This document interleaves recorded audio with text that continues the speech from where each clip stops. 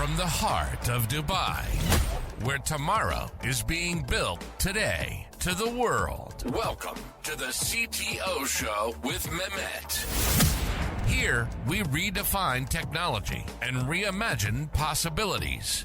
With Mehmet, delve into the riveting realms of AI, cybersecurity, and digital technology.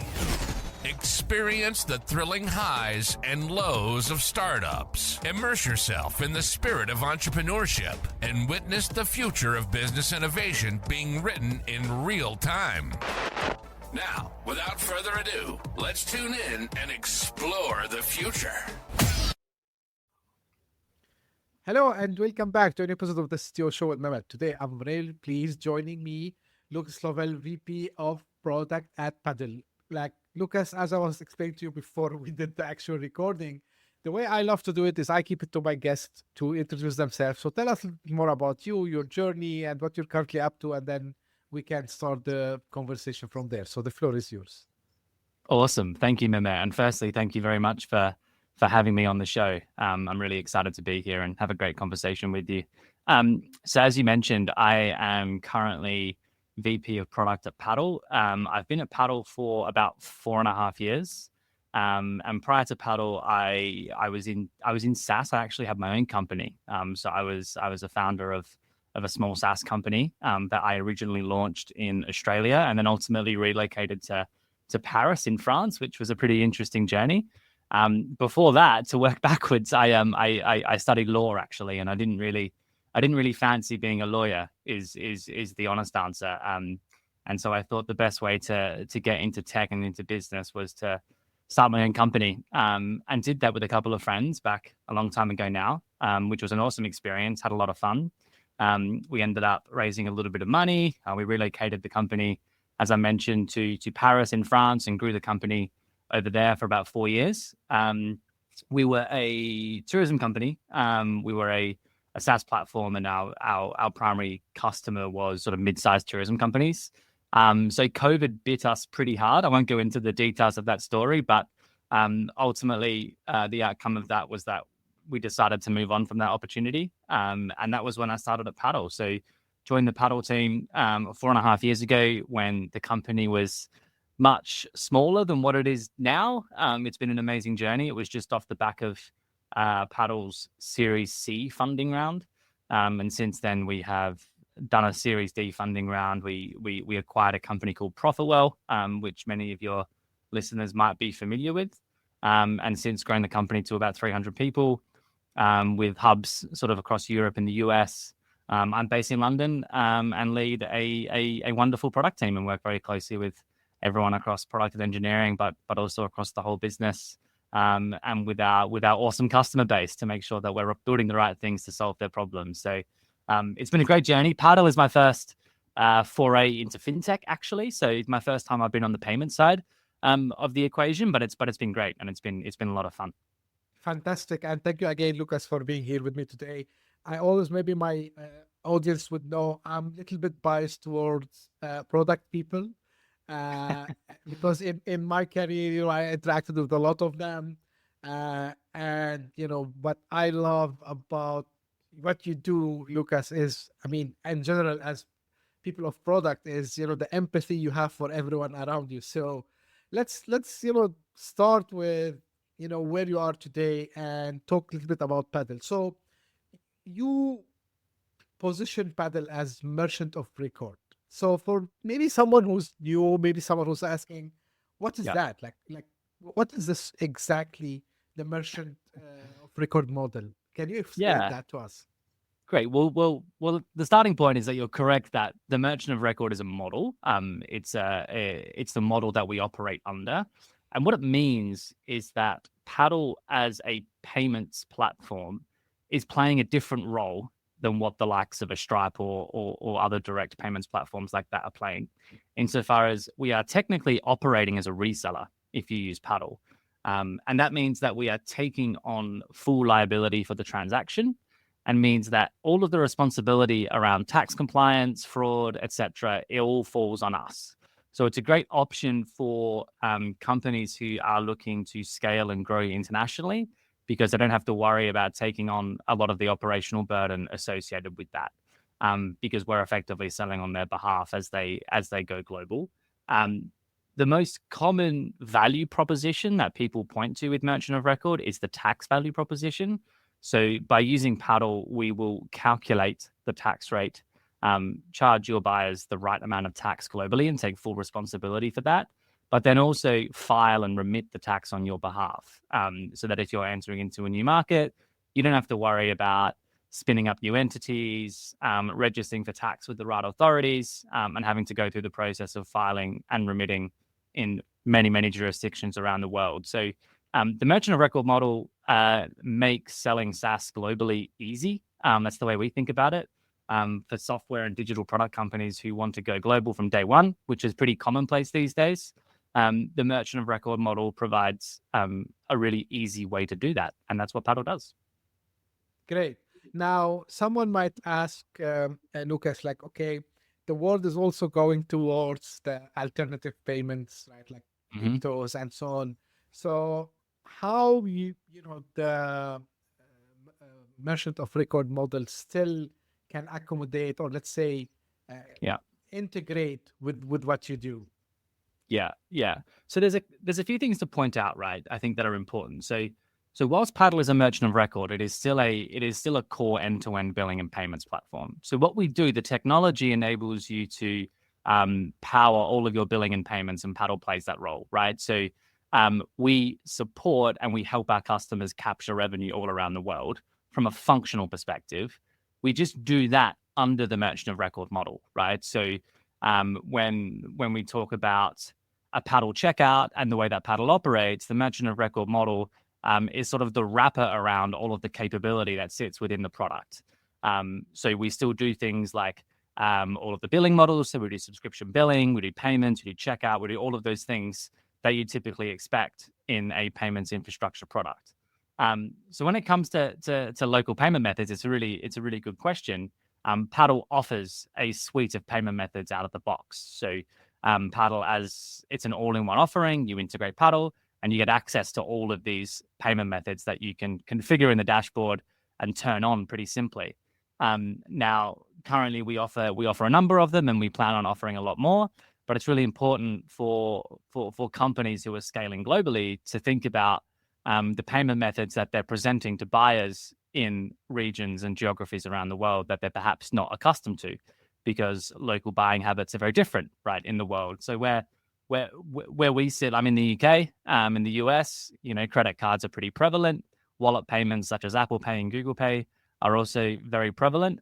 But there are many countries where credit and debit cards aren't used as much, where the MasterCard and Visa rails aren't as prevalent, and they rely on alternative forms of payment. A great example of this is Pix as a payment method in Brazil. So Pix is the most popular payment method in Brazil. It's not a card form of payment; it's a very different type of payment. And so what Paddle does and what Paddle offers as a system is access to all of these local payment methods. We don't do all of them. We're hoping to do a lot more, and we're planning on rolling out many more local payment methods this year. But ultimately, being able to deploy payment methods locally is a really powerful tool to make sure you're driving conversion rates through your checkout, and also maximizing revenue outcomes in those particular regions. Fantastic. Just out of curiosity, Lucas, and because we're talking about your role as VP of product, how challenging is it? Because from one side, your clients are probably like SaaS companies, scaling globally. But at the same time, you need to talk, I believe, with the providers, right? And we're talking about a lot of moving parts like compliance, taxation. Mm-hmm.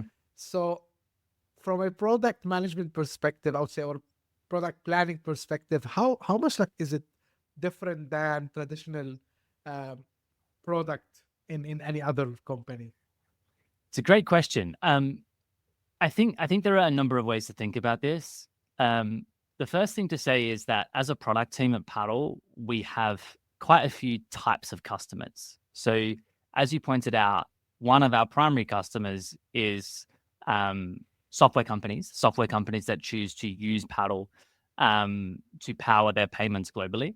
Another one of our customers is their buyers, because we are also providing the checkout functionality, which means that we need to be providing a modern buying experience that is reflective of modern buying habits. And that's because we want to help the other type of customer, who is the software company, maximize revenue and grow their businesses successfully on Paddle. So we have to think about the software companies first, but also the end buyers or the consumers of that software. Given we handle risk and compliance and fraud and tax, it also means we have a lot of internal customers, internal teams at Paddle who are managing those things as part of the merchant of record model to make sure that our product meets the needs of sort of the most recent compliance standards and most recent tax changes. So we work very closely with our tax team, because tax rules change globally all the time, and we need to make sure that we are meeting those requirements, because we provide that value on behalf of our customers, and we do that so our customers don't have to. We also need to make sure that we're responding and reacting to changes in consumer protection law as it pertains to subscriptions. So there's been lots of changes around sort of subscription renewal rules. So basically targeting the problem of subscription fatigue. So enforcing legally the requirement to send reminders X days before a renewal in certain jurisdictions. We're seeing that more and more, and Paddle, as a merchant of record, again, is going to comply with that and take on the burden of meeting that requirement so that software companies don't have to. So as a product person, right, you have all these inputs coming from a multitude of different customer types.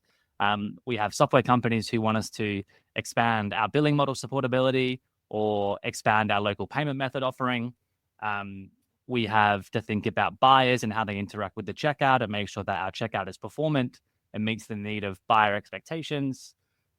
We have to look at what governments and regulators are doing around the world to meet sort of compliance requirements. I gave a couple of examples before. And the same thing with tax, right? And we also have to think about fraud too. Like how are fraudsters becoming more sophisticated, and how do we make sure that we're protecting both the software companies who choose Paddle to power their payments, but also their buyers. So when you think about all of those things and all those different types of customers, they all represent a different voice in the room.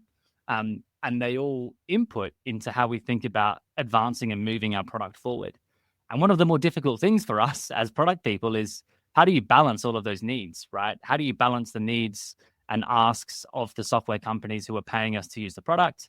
How do you balance that with sort of compliance requirements and tax rules to make sure that the product is moving forward the whole time? I think the nice thing, the thing that I always try and remind myself is that even though doing a piece of compliance work on the surface might feel a little bit unsexy, right?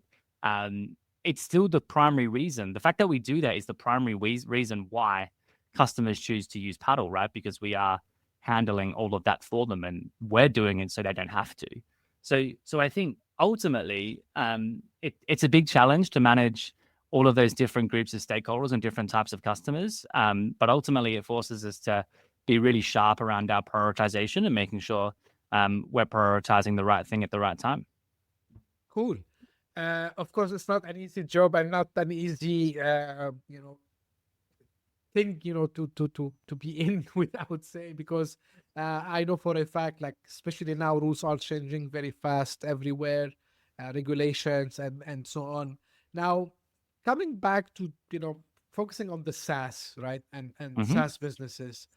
Of course, their challenge, we talked about it. It's, being compliant, the tax part, which you said it's the most, and I know also from experience, talking to other people also as well.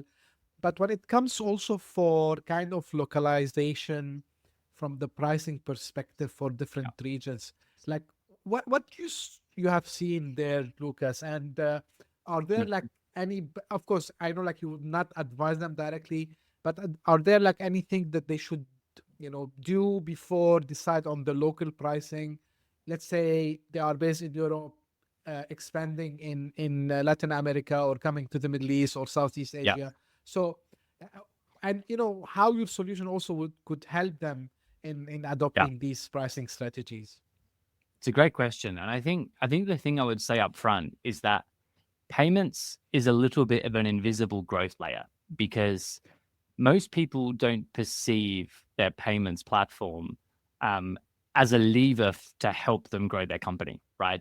And I think that's a mistake, and I think that is starting to change. But I think fundamentally, inside a payments platform, there are lots of opportunities for you to configure and manipulate and pull different levers to help you grow your business. And one of them is pricing. One of them is localized pricing, which you just pointed out, right? And I think one thing that we don't see a lot of, to be honest, we're seeing it more, but not a lot of, is companies who are willing to localize their prices in different regions based on willingness to pay, right? So the obvious answer is just FX everything into the local currency. So you will set a base price in US dollars, and then you just hit a button and it converts everything into the local currency. But the problem with doing this is that actually purchasing power is different in regions all around the world, right?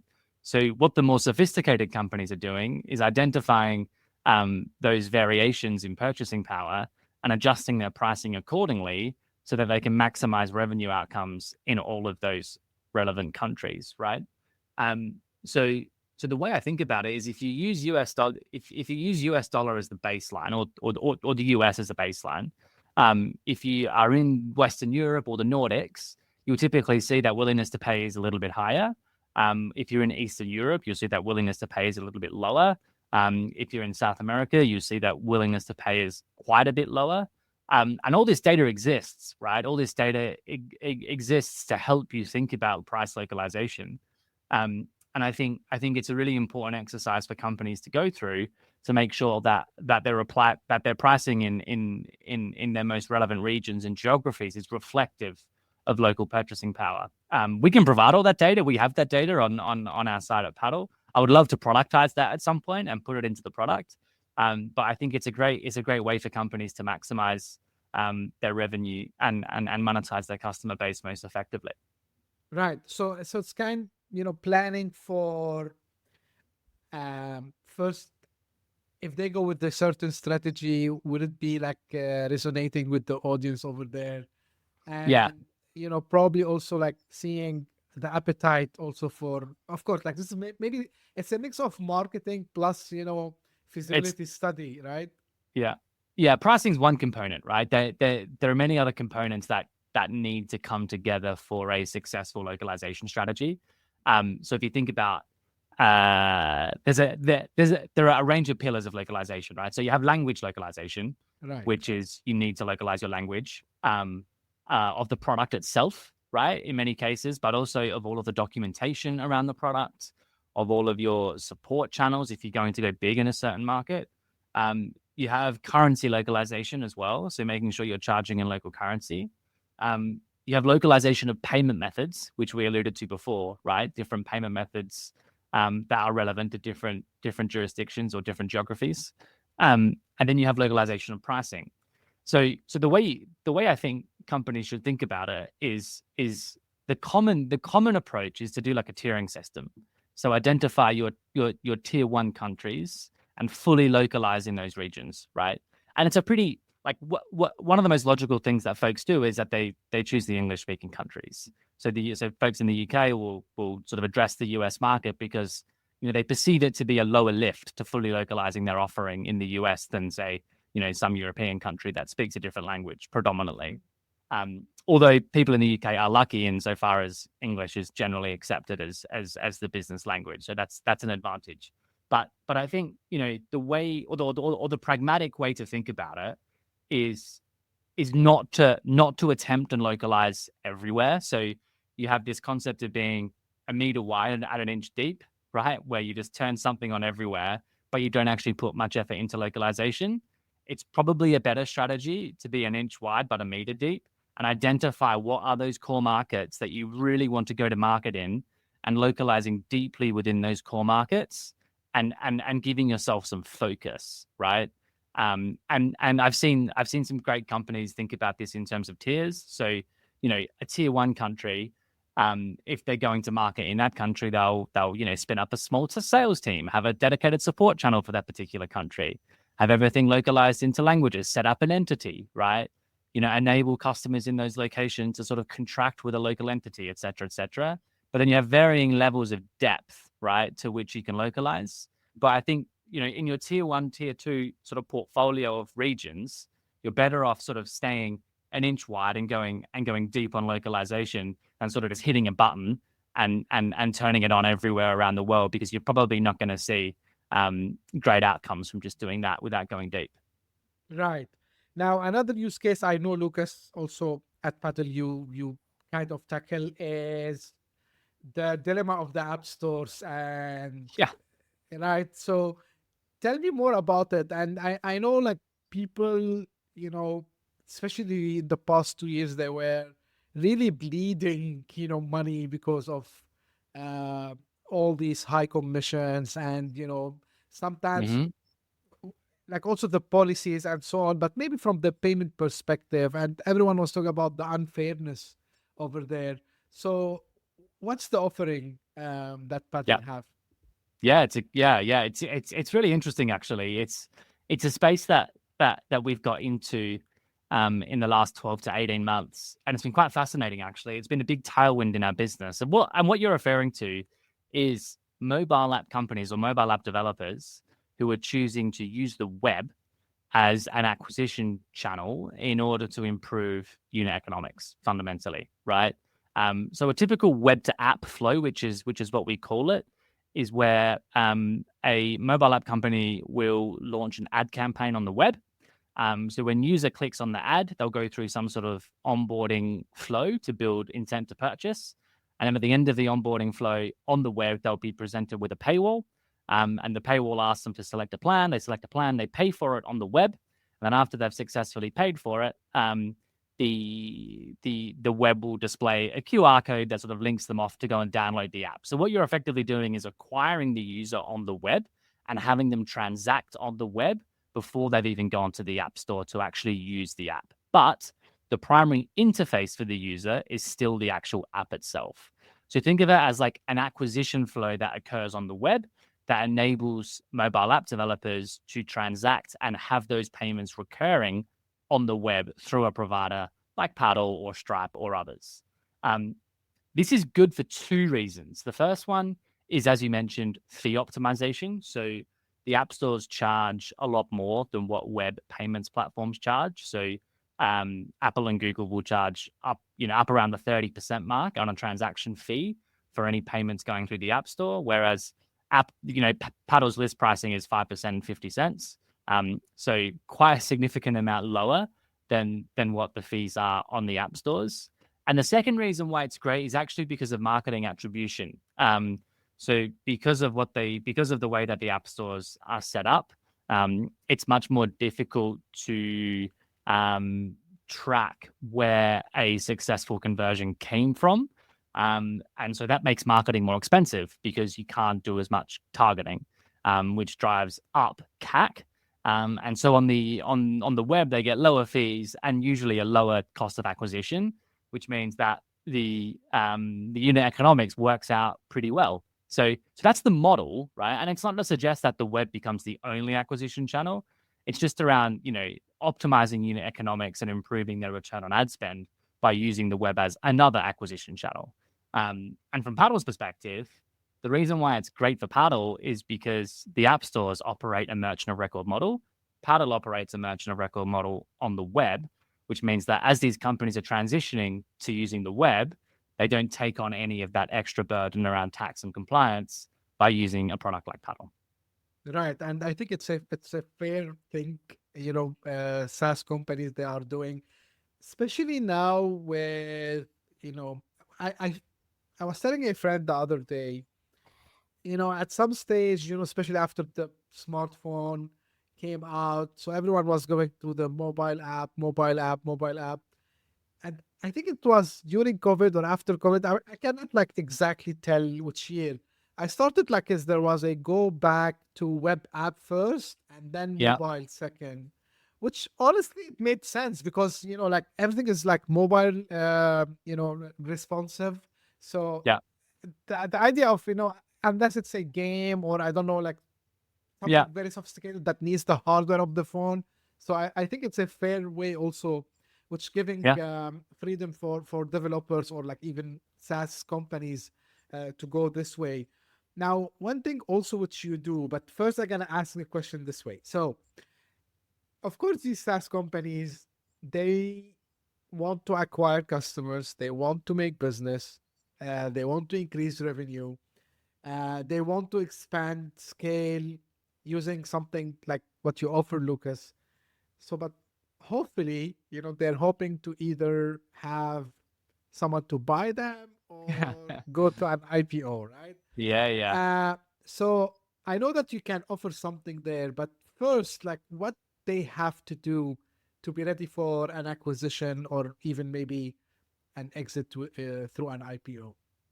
Yeah, it's a great question. I think the main thing that I would say in this area is don't underestimate the importance or the opportunity that exists within your payments platform to help make that a great outcome.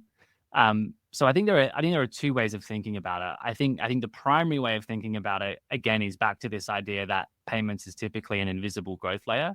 So there are lots of opportunities for you to improve the unit economics of your business by adopting or pulling the levers within your payments platform to help you be successful around the world, right? When you talk about localized pricing can help you grow your company, improving your checkout conversion can help you grow your company, leveraging things like payment orchestration to maximize payment acceptance can help you grow your company.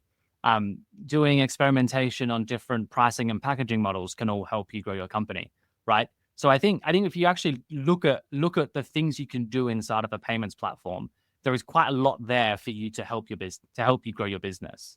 And when you're thinking about an exit opportunity, every additional 0.1, 0.2, 0.3, 0.4, 0.5 of a percentage point around revenue growth is meaningful, right? So like we know that localized pricing, local payment methods can drive checkout conversion by 5 to 10%. Yeah, that's not a small number when you start to put that onto a company that is doing a lot in net new acquisition. So I think there's a ton inside of of your payments product that you're probably not looking at. That can really help you get your business to a point where you're going to maximize your outcome at some sort of exit or liquidity event. I think that's the first one.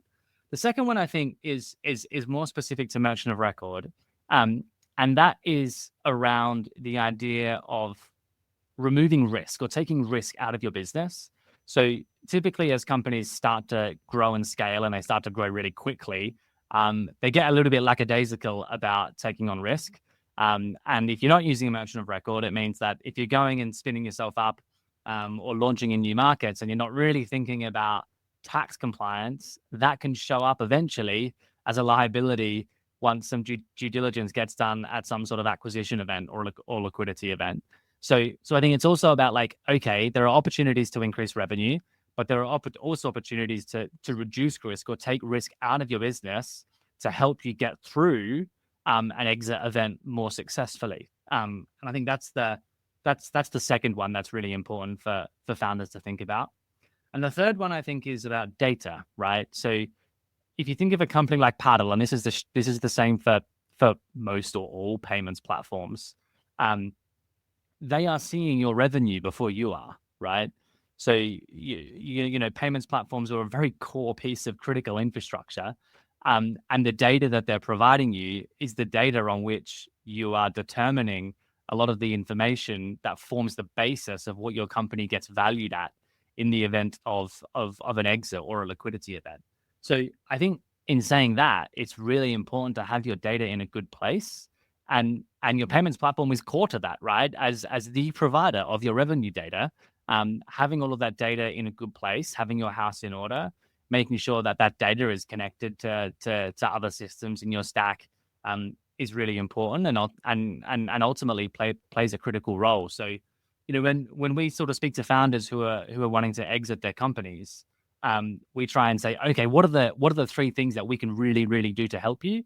And it's firstly, make sure that you're absolutely maximizing the growth of your company, right, and maximizing your growth rates by ensuring that every lever you've squeezed as much out of the lemon as you possibly can, right, in terms of the growth levers. Secondly, we're playing our part in reducing or taking risk out of your business.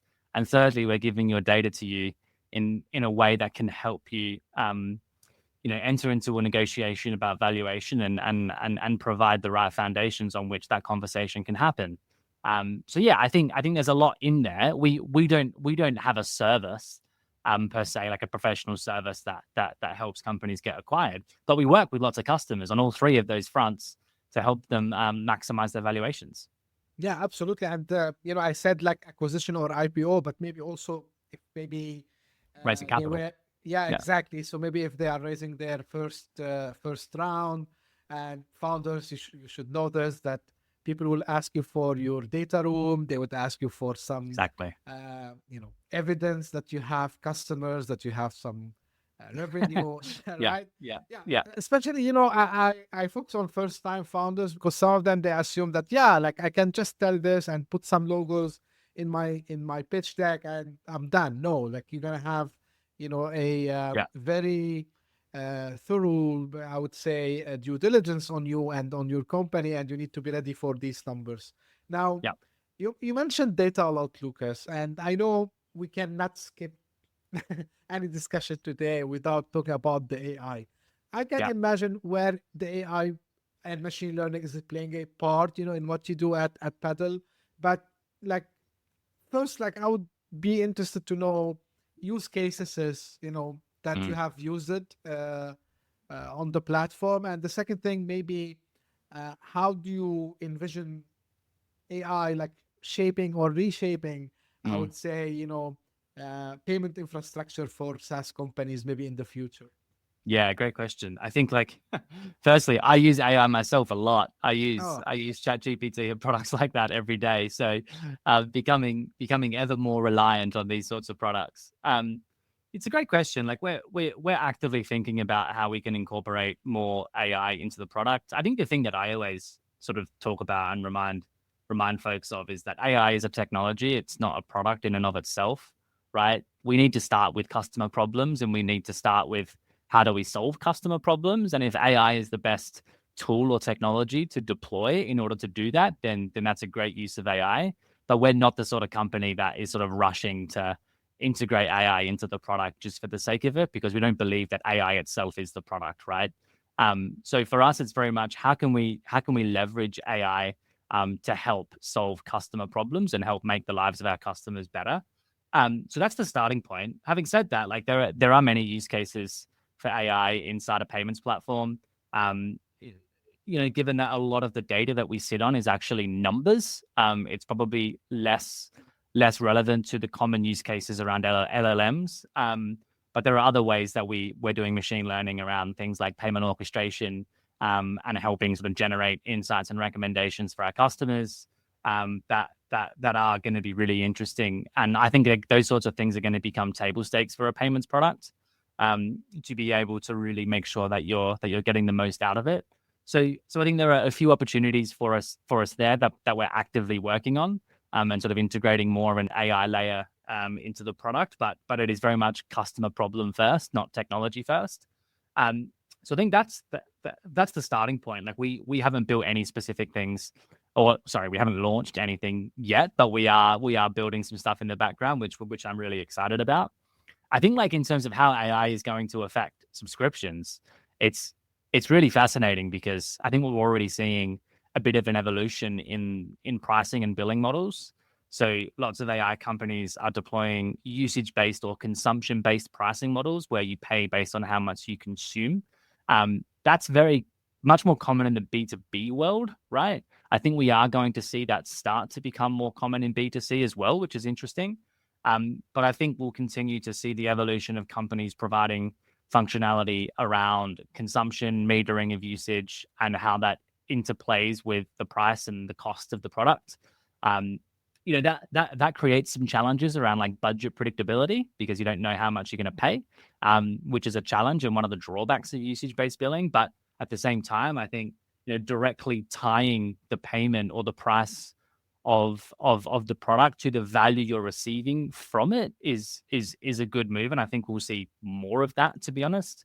And the other interesting area that I'm definitely not an expert in, but I'm starting to hear a lot more about is this idea of agentic billing, which is the idea that AI agents will start billing each other for the performance of tasks.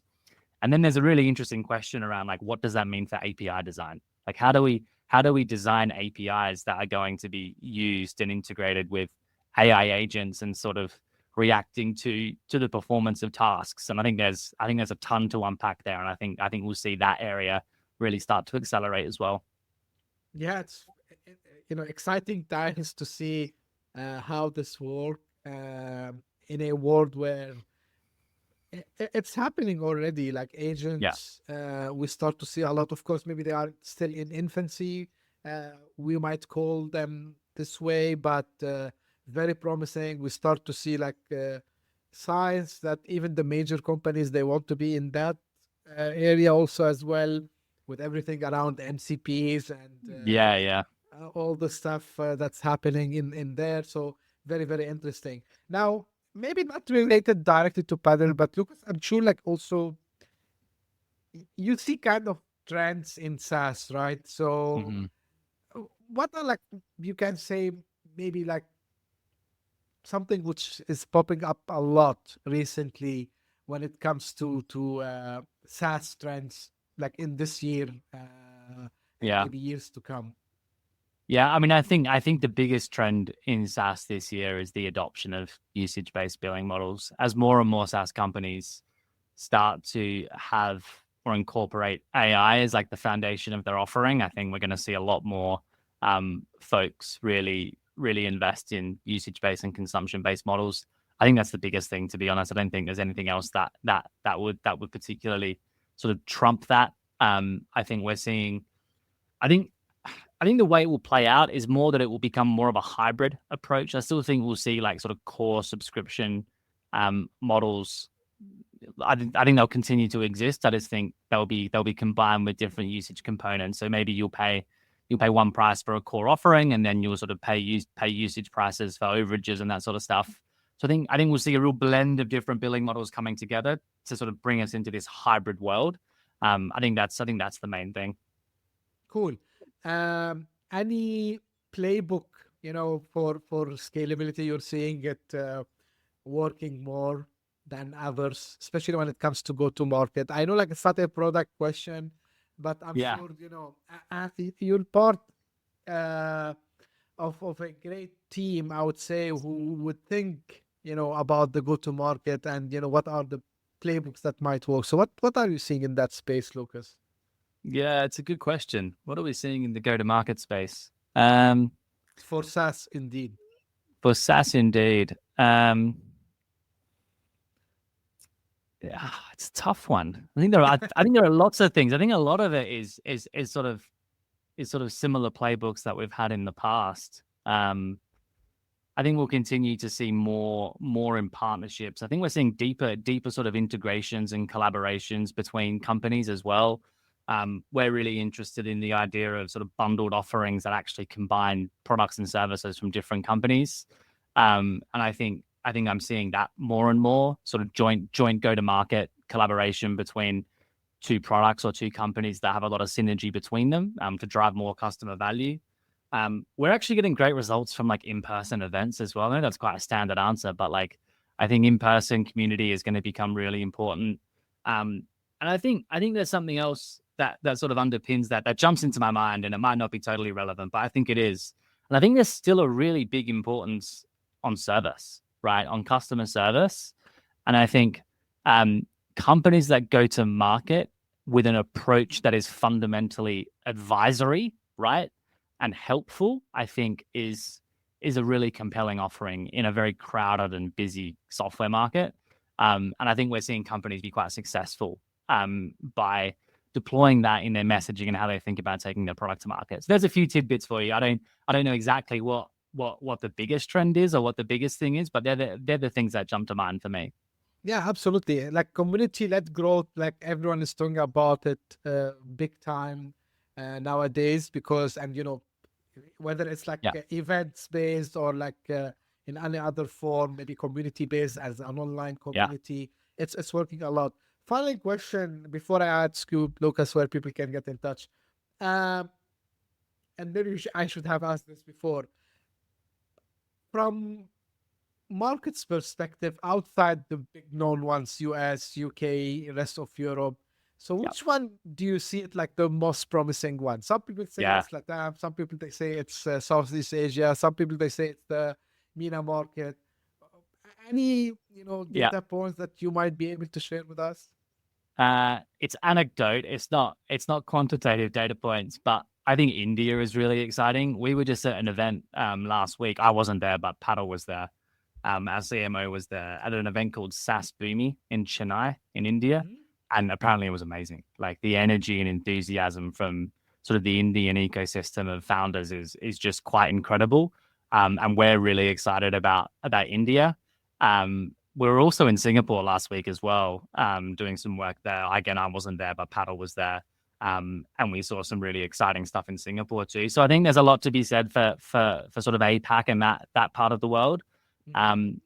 So yeah, that one stands out. I'm actually off to Tokyo tomorrow. We're going to go and meet a bunch of founders in Tokyo next week. So I'm really interested to learn a bit more about the Japanese ecosystem. But I think the one that stands out for me is definitely India. It just sounds like a really exciting place. And for me, it's not so much about the numbers. It's about the enthusiasm and excitement and energy in the founder base. And I think that exists in India for sure. Absolutely. I agree with you 100%, interacting with a lot of friends over there. So I can feel the vibe, Yeah. I can feel, the enthusiasm, as you said. Lucas, look, really, it was a amazing discussion with you today. Before I let you go, I ask you where people can get in touch and learn also more about Paddle. Sure. So yeah, feel free to get in touch with me directly. I'm on LinkedIn. I'm on X or Twitter or whatever we call it these days as well. If you just type in my name, Lucas Lovell, you should be able to find me. There aren't many Lucas Lovells in the world. And yeah, very happy to chat to you and share email there. If you want more about Paddle, paddle.com is your place to go. But if you want something more specific, I'm very happy to speak to you one-on-one as well. So please do reach out. And thank you, Mehmet, for having me on the show. It's been a great conversation. It was my absolute pleasure. And for the audience, don't look right, left, and try to write down. I'm going to make your life easy. So the links would be available in the show notes if you're listening on your favorite podcasting app, or if you're watching this on YouTube, it will be in the description. So again, Lucas, thank you very much for being here with me today. This is how I end my episode. This is a quick message for the audience. If you just discovered this podcast by luck, thank you for passing by. I really hope you enjoyed it. So if you did so, please subscribe and give us a thumb up. Suggest it to your friends and colleagues. And if you are one of the people who keep coming again and again, thank you very much. I really appreciate all your messages, all your support. And you did, guys, really fantastic job this year. We are charting in the top 200, Apple podcast across multiple countries at the same time. I never saw this before in my 2 years journey. So thank you very much for being part of this. And also thank you for choosing the CTO show as one of the most top 45 listened business podcasts here in Dubai. So thank you very much for this trust. And as I say always, stay tuned. We will meet again very soon. Thank you. Bye-bye.